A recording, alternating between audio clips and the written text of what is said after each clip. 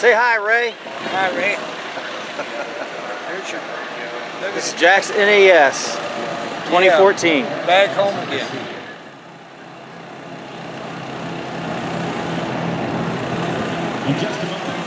The right wing for right night bench rehearsal. He'll come to third ribbon, flying upside down. I wonder why. The slider. And another forward flip.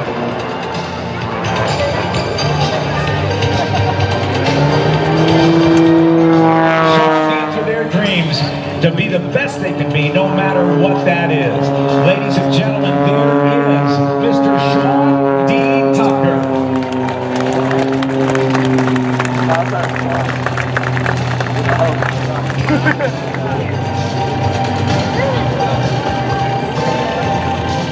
At less than 100 miles per hour.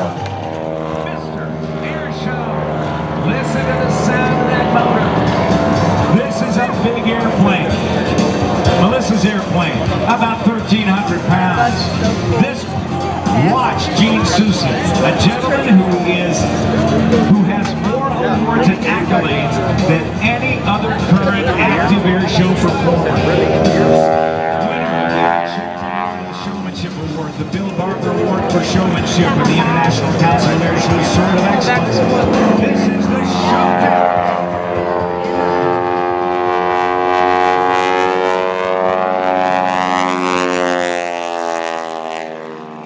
On 4 continents.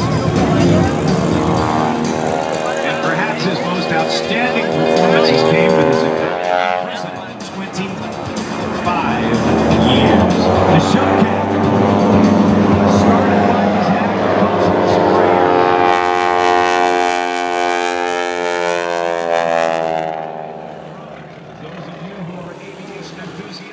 Will know that name, Drummond, because they were responsible for history among it.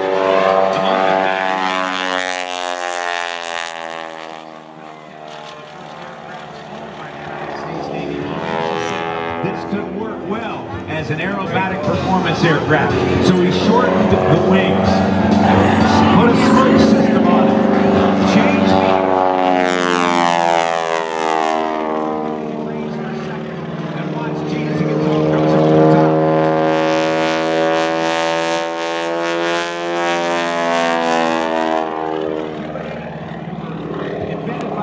the run out of airspeed, pull back on the stick.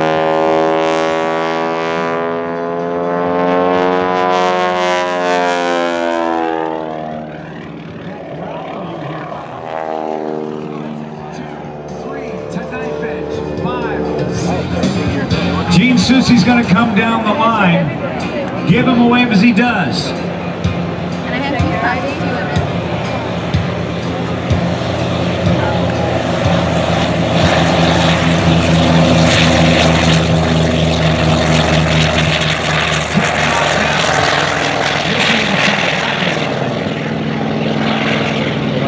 That is a award to F4U Corsair, flown by Dan McHugh.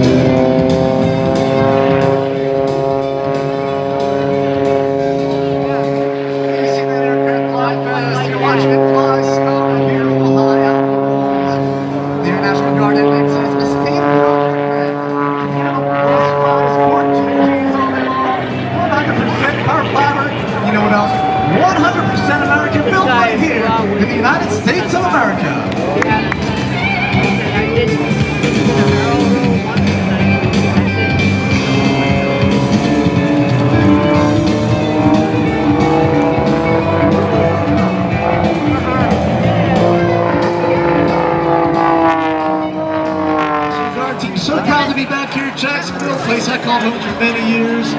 He's like, he's it all down.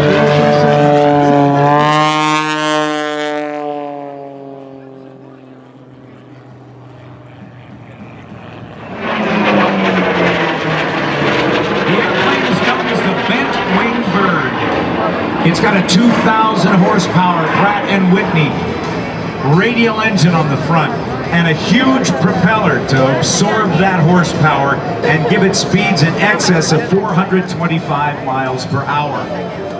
They bent the wing down so that they could get a landing gear short enough, or I should say long enough and strong enough, yet light enough to keep...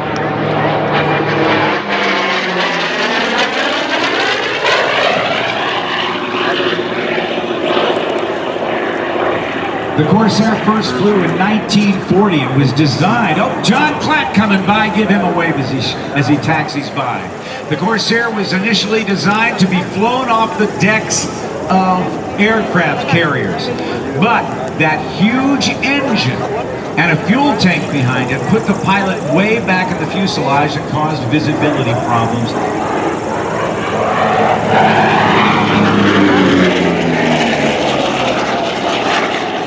And assigned to land-based units in the Pacific, serving with the Marine Corps, where it saw extensive airlines and has, for 35 years, and has over 30,000 hours of flight time. Let's watch the barrel roll from the pilots. Here comes the Corsair.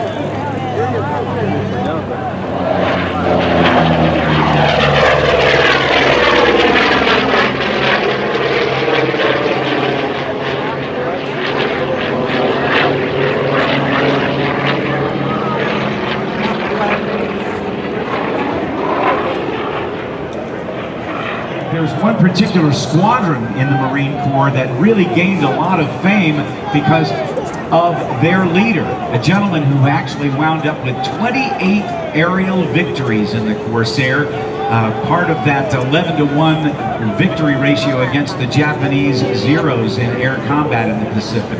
And his name was Greg Happy Boyington, VMA 214, known as the Black Sheep Squadron.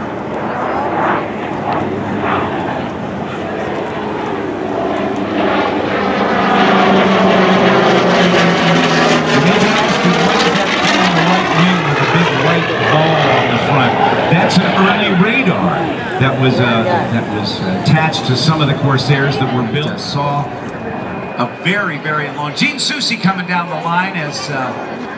give him a wave as he comes by. Way to go, Gino. Mr. Airshow. Give him a round of applause, everybody. And again, from the right, here comes the Corsair. After the barrel roll, the 4-point hesitation roll. Let's see what he's got next.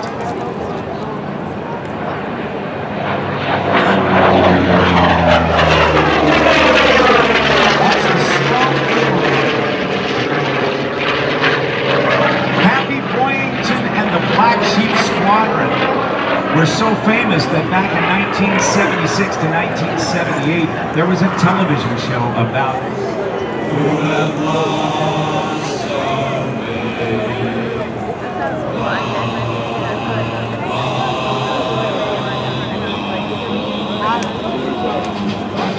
the Corsair, fully loaded, weighed about 7 tons, with a wingspan of 41 feet, a length of 33.5 feet, and a height from the bottom of the tires to the top of the tail of just 15 feet 1 inch. The 12,571 Corsairs stayed in production longer than any other single-engine piston aircraft ever built for the military. From 1940 to nearly 1953, when the last one came off the Volk production line for the French Air Force. It even saw service in Korea.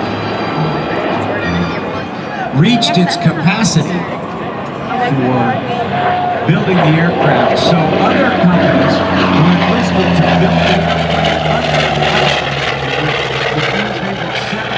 the production line, use the plans from Chanspot, the tooling from Chanspot, Ohio, also Brewster, and there was one particular version of the Corsair called the Super Corsair that had a 3,300 horsepower motor on it, and it actually ended up racing in the Cleveland Air Races in the late 1940s. Dan McHugh coming in for his last pass. Camera's on, and I'll be quiet and let you hear the sound of a 2,000 horsepower motor.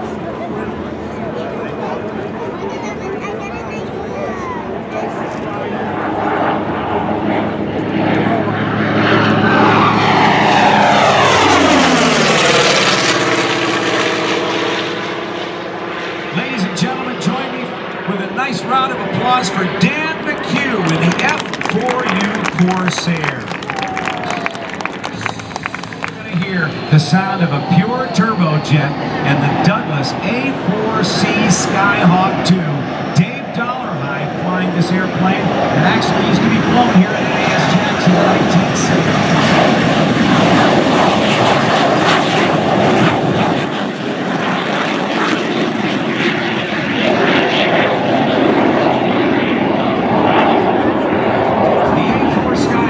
Designed back in the 1950s to deliver a nuclear bomb on a one-way mission in case it ever needed to be done.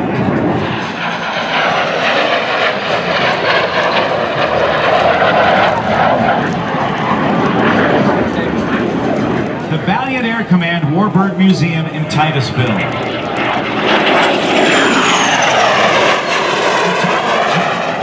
Skyhawk 2, this time in the carrier configuration pass. Dave Dollarhide.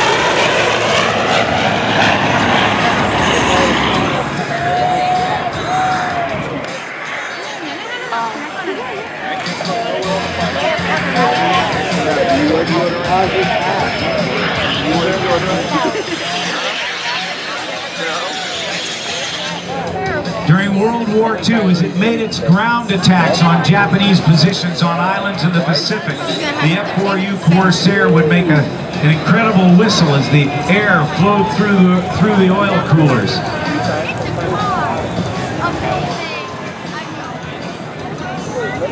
Look how far back the pilot sits. That was a very, very big challenge. Here comes another one. For early aircraft carrier operation, forth a little bit on the runway, kind of snaking back and forth. It's that visibility over the nose problem that he is handling by pushing on the right rudder pedal and looking out to the left. Then he pushes on the left rudder pedal and looks out to the right to keep himself pretty much centered on the taxiway. You ready? Here it comes. You comfortable?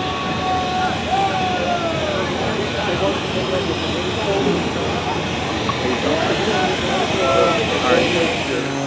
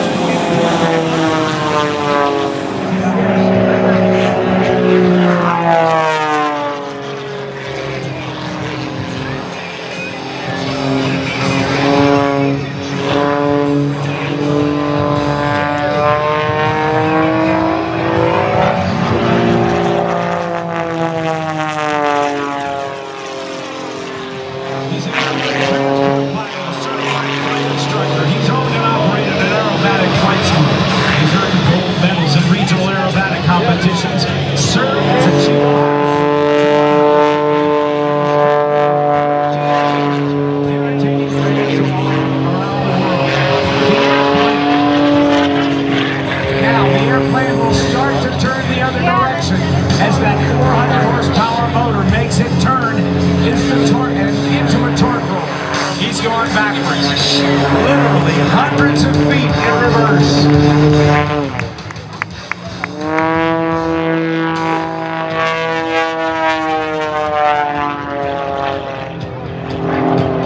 With a climb rate of about 4,000 feet per minute, that's 0.8 of a mile in a minute. A maximum speed of 200 miles an hour and a stall speed of 58 miles per hour. Under both ribbons. Oh man, that was 12 G's as he yanked that stick back into his lap. That made him weigh 12 times his normal body weight. That's 12 G's. At 200 pounds, 12 G's would be over a ton. That would be 2,400 pounds of weight. He's got to be in great physical condition to put himself through these kinds of maneuvers. Watch the aircraft as he comes down lower and lower and lower. The wheels of Prometheus, just a couple of feet off the ground. Now he rolls it inverted. He's going after that top ribbon, only the top ribbon.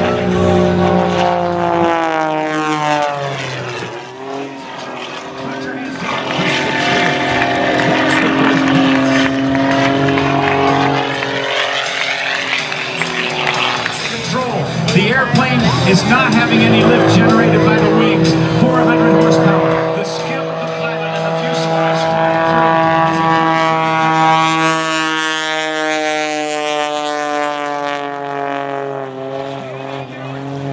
60 miles an hour. Ladies and gentlemen, is the stupendous Skip Stewart.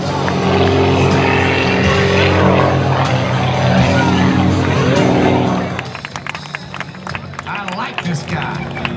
Talk about aggressive flying.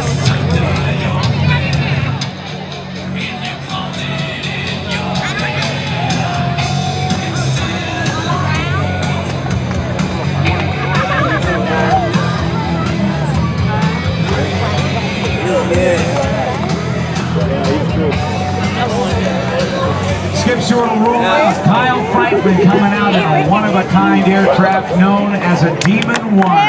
But it is so new and beefed up aerodynamically that though it looks old, it doesn't perform like an old airplane. It performs like a high-performance hot rod. We're going to see more of it in just a second. Kyle Franklin, the son of a legend. Range of maximum life and maximum performance. No matter what you fly, Aircraft Specialty Services as a product or service.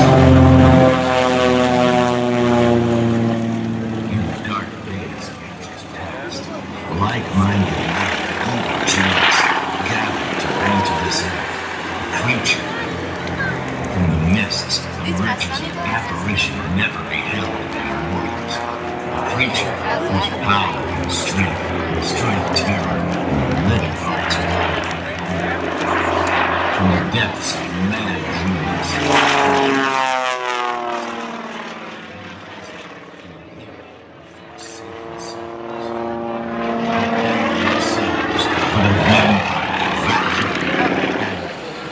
Oh, gosh, yeah. But they're out here today, and you sound like it's probably your passion too. And if you go in the airport, so we get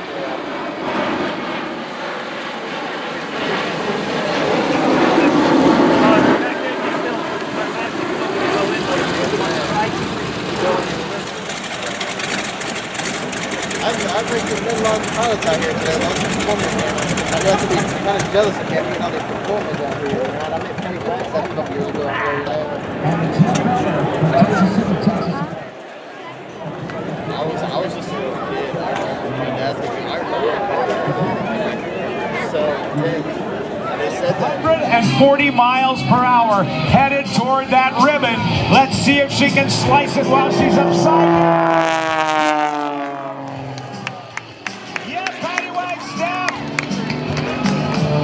Patty Wagstaff has also started an aerobatics school.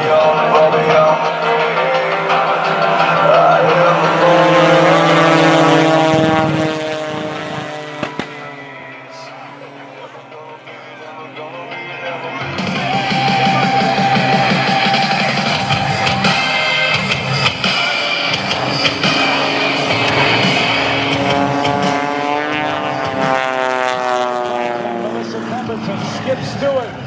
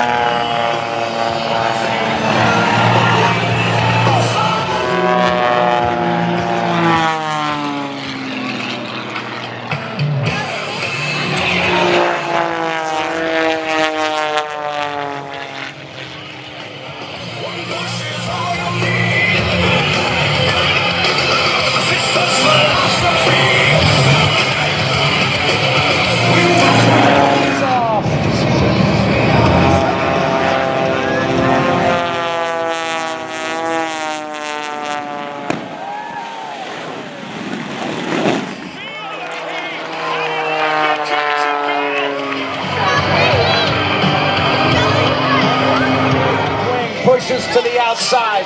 Melissa Pemberton dips her right wing. And Kyle Franklin on the deck from the left, approaching.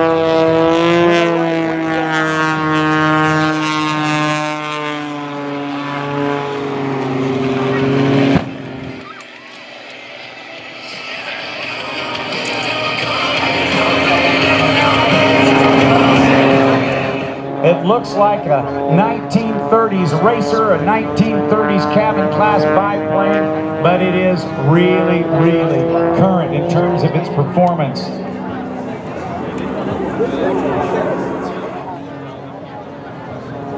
Talk about street rod. Look at that.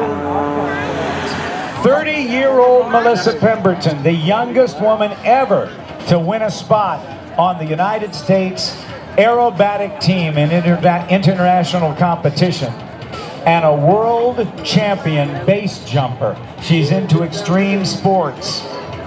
Paul Stender in the school time jet school bus will be towed back across in front of the crowd, I believe. Down, it's on the left. Let's watch the P-51. Listen to it as Lee Louderback, the highest time Mustang pilot in the world, takes off and rolls his Mustang 360 degrees on takeoff.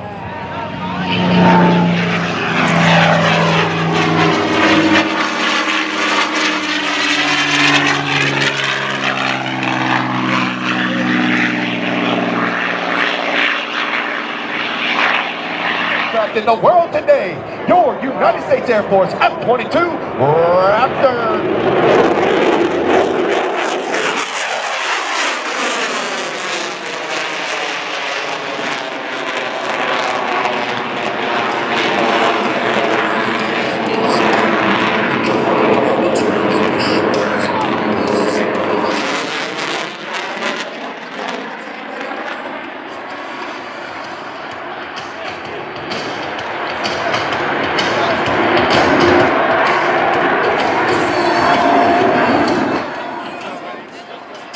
Advanced flight controls combined with its powerful engines allow the F-22 to pull more than 9 times the force of gravity.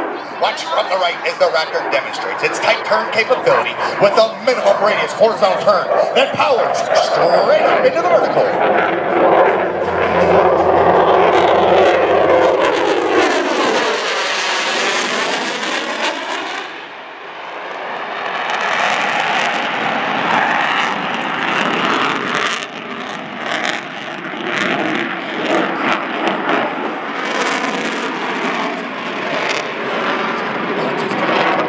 Directions with the amazing J-turn reposition.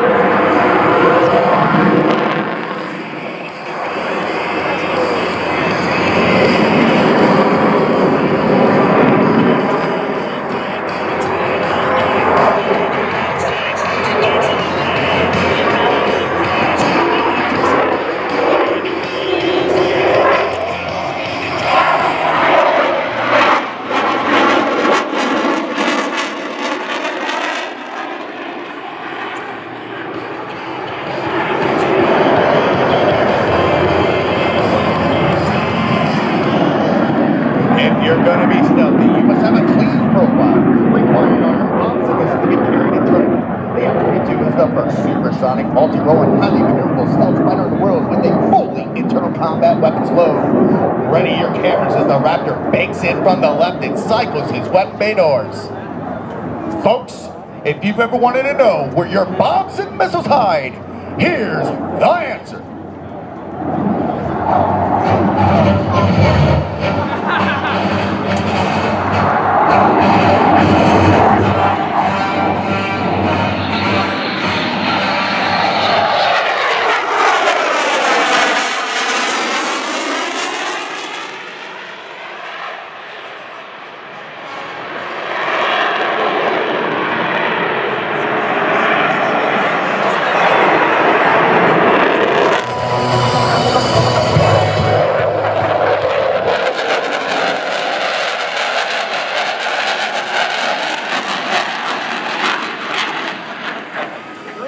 Flat turn. That's what I was talking about.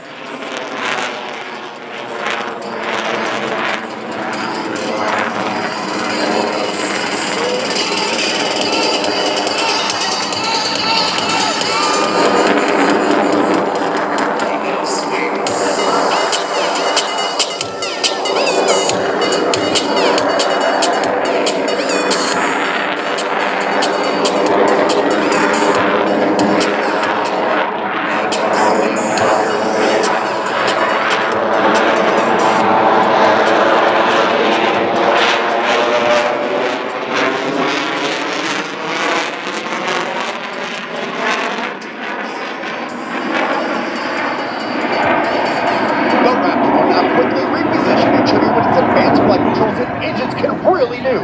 You will see why this aircraft is on each of the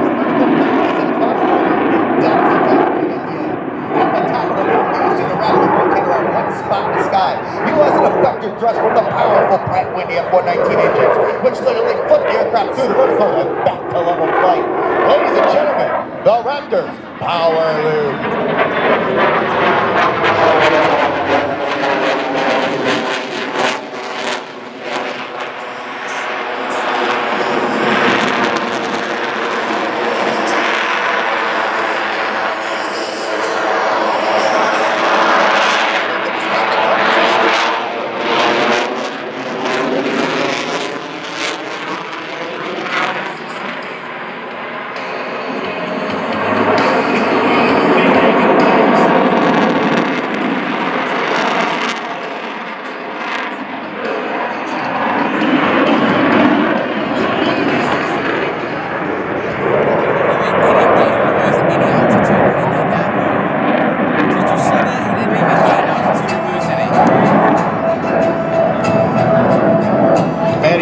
can turn tight. Many jets can roll quickly, and many jets can climb fast. But not many jets can slide. I'm anywhere but you. I'm staring down myself, counting on me.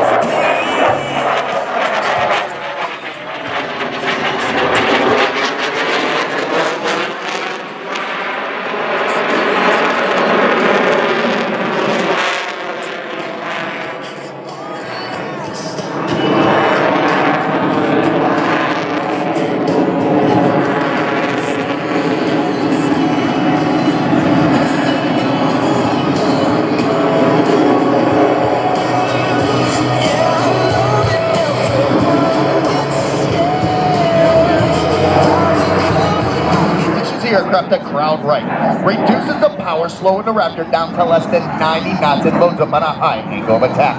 After the pass, you will once again feel the raw power of the jet as Captain Cummings lights those afterburners and climbs straight up into the vertical. Ladies and gentlemen, from the right, the Raptor's slow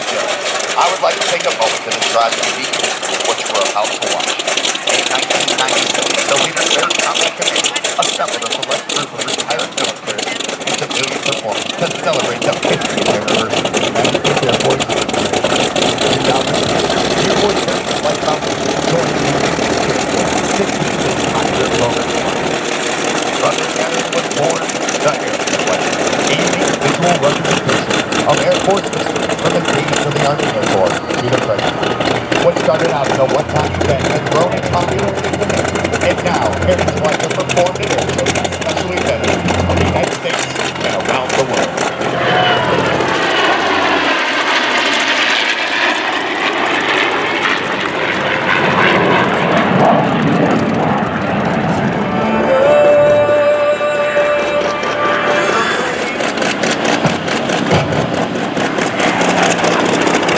Ladies and gentlemen,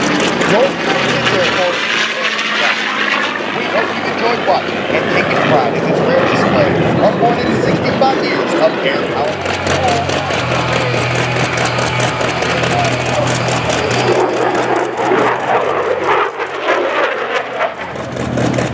On behalf of the United States Air Force, the Commander of Air Combat Command, General Mike Hosby, and all of the men and women of Air Combat Command, we thank you for your attendance, your support, and your patience. Ladies and gentlemen, a big round of applause for your United States Air Force's F-22 Raptor.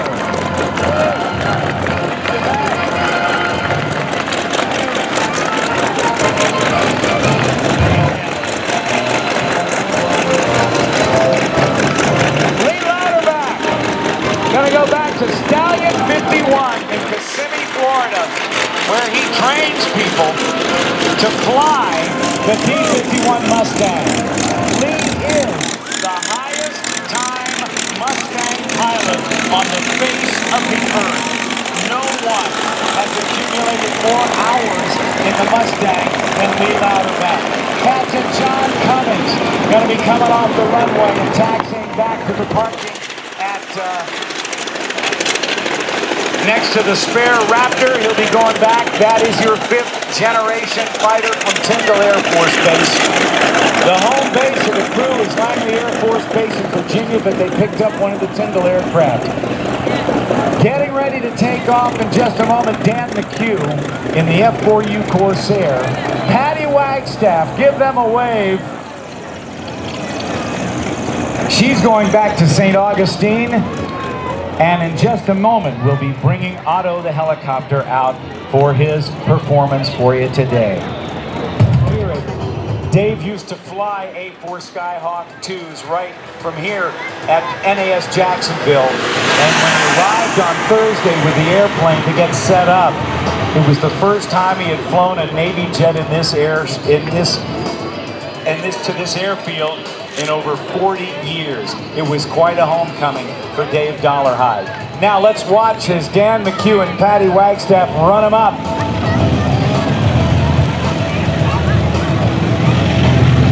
Two very dissimilar aircraft in a formation takeoff.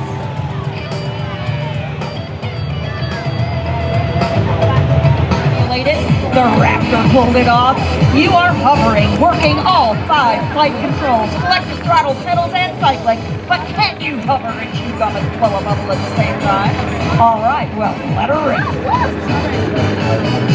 Roger and I would like to dedicate today's show to Flange Head, Mr. Bill Meyer, a phenomenal aviator here at NAS Jax. We've done many, many shows with him, and Roger and Bill Flange Head. Meyer even played a game of golf or two down at Sun and Fun with their helicopters, of course. All right, Otto, that was magnanimous, but I tell you what, buddy, you cheated. You were using a balloon. You better fess up and tell the truth, buddy. All right, well, I do commend you're on install to help you fly. All right, well, then you ought to be able to do anything. Let's take a break from the Frozen Wing Air Show Entertainment and add a little fling, wing, zing with your dancing rotors to the great lineup here today. All right, you've got working straight directly beneath the aircraft. Nice twirl. Nice job. Otto, give it up for him, ladies and gentlemen. I can't work a yo-yo on the ground, and he's doing it up in the air. Look at that. He nailed it. Anything else? Otto, I got another contest for you now, buddy. Do you think you could race around those barrels faster than a rodeo horse? The record time for a rodeo horse is 14 seconds. There's a 5-second limit to knock down a barrel. Ready, set, go. Wild West. Around the first barrel, nice tight turn. This move is called a turnabout point, and all pilots are active. Puff and smoke as you go, and a stop, wide homing, HIO 360. The helicopter's been called the horse of the modern day aircraft. Oh no, barrel down, barrel down. Don't on you, go take a closer look and knock it over. Oh look, think for yourself. I told you so. You would have had it, but, you know. Hey, there's a 6-inch hole in the back of that barrel. Don't worry about it. Wait till I get way back at the pilot. All right, that's some pretty fancy footwork there, buddy. I hope it doesn't get stuck on your skid shoes. Now bring it on down. Quit horsing around, literally. You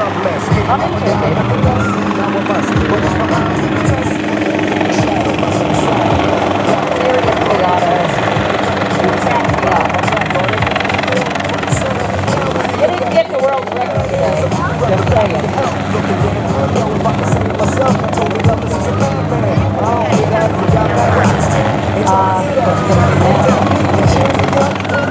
He stood it up! Look at that! Oh, it's stuck on your skid shoes. I told you. Oh, look at that! All right, buddy, that was some pretty fancy flying. Okay, we'll give you this one. Not on, not in, but out in the middle, in between the wings. Teresa Stokes is wing walking, ladies and gentlemen. Give her.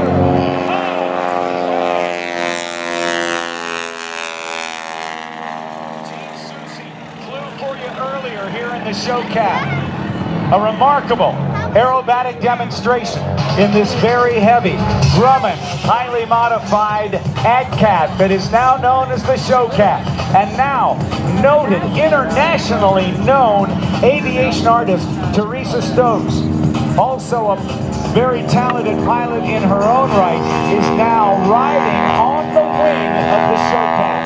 There are flying wires that keep the upper and lower wings together. They cross midway between the wings, go through a piece of wood called a javelin strut. She is holding on to that strut right now. About 3 feet long, about 2 inches in diameter.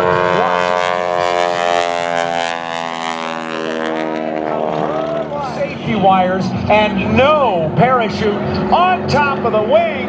She's waving at you, Jax. You know what to do.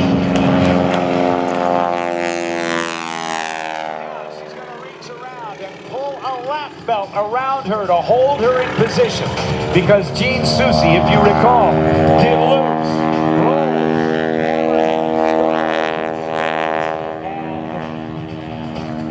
Got totally aerobatic. He's going to do the same thing with Teresa Stokes on the wing right now. This is an awesome and challenging thing for Teresa because unlike Gene, who's in the cockpit strapped in with a windscreen, she is being pummeled by 100+ mile-an-hour winds and still able to hold her arms out and wave at this huge Jacksonville crowd.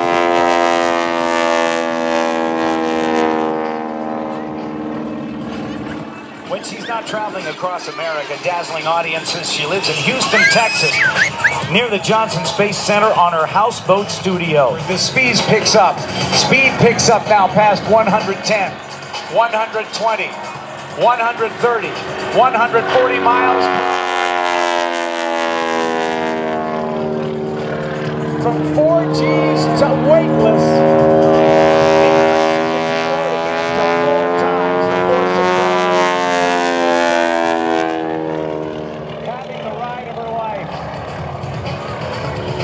Teresa Stokes has a big share of the airplane you see before her because she designed the paint scheme of the show cast.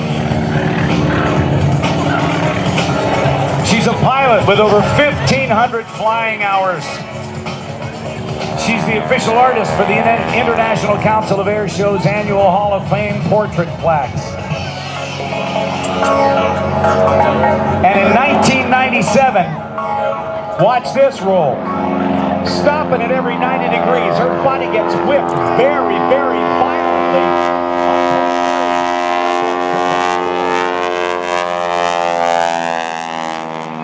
Teresa, along with her partner Gene, won the Bill Barber Award for Showmanship, given by World Air Show News at the Experimental Aircraft Association's fly-in called Air Venture at Oshkosh, Wisconsin. Held in place only by a lap belt.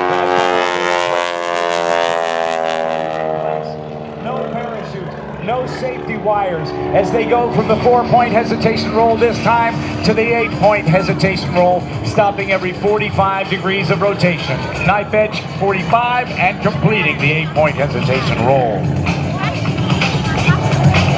Down once again as Teresa has another good chance to look at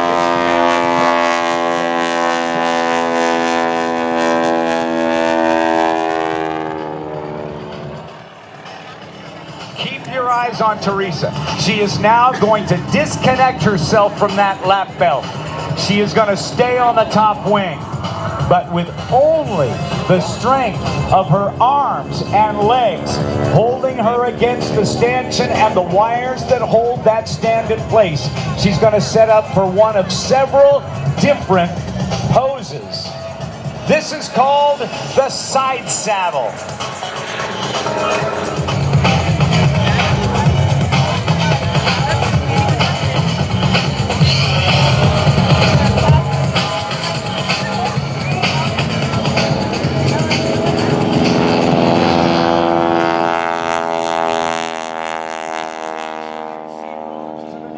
Now, in a spin that is diving him earthward at over 4,000 feet per minute, I want you to welcome from Salinas, California, the award-winning Sean D. Tucker in the Oracle Challenger 3.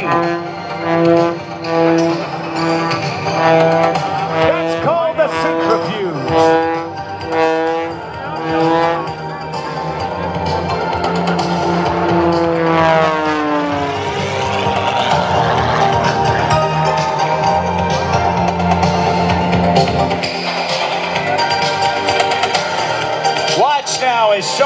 one of his newest maneuvers. He'll dive down to the left-hand side and set up for that new maneuver. But look at the roll rate of this amazing a dizzying routine that would make you and me lose our lunch. Sean D. Tucker now at 1,000 feet does the forward flip.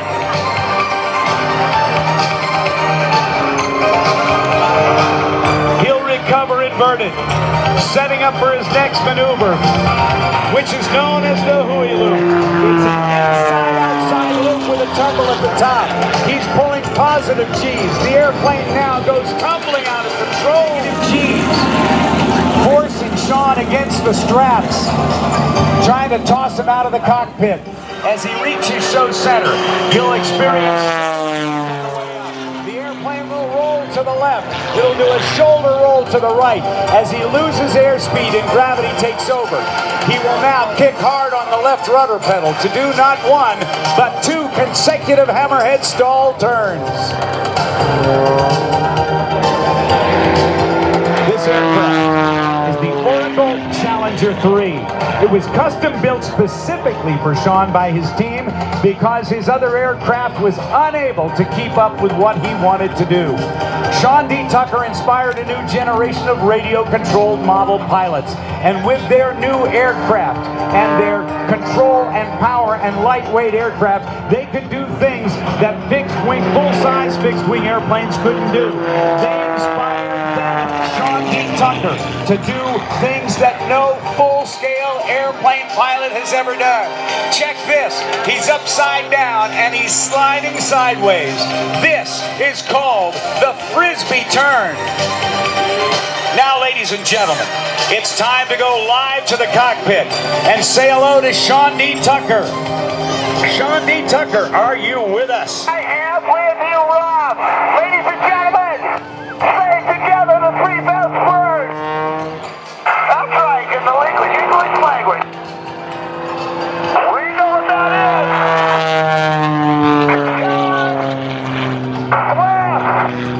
America! Yeah, baby! Yeah, enjoying our freedom and the magic of flight. So, we're at this Navy base. You see a man or woman in a uniform, you give him a kiss. You give it a hug. I'm in reverse. And you tell them thanks for sharing their base and protecting our freedom. All right, Rob, I got work to do. Let's go! He's going to dive down to those ribbons that you saw being walked out to the runway. He's going to check them out as he dives under ribbon number 1 and under ribbon number 2. And goes all the way through all 3 ribbons. They're spaced 700 feet apart. They are 40 feet between each pole. 18 feet high, and between each of those poles is a ribbon. Now, the smoke is off. He's going to dive down, accelerate to 215 miles per hour in a dive and level out. Let's take a look. Cameras on as Sean D. Tucker approaches ribbon number 1. He goes through it right knife edge through ribbon number 1. Left knife edge through ribbon number 2. And gets that third and final ribbon. Ladies and gentlemen, I present to you the unbelievable and impressive Sean D. Tucker. Over.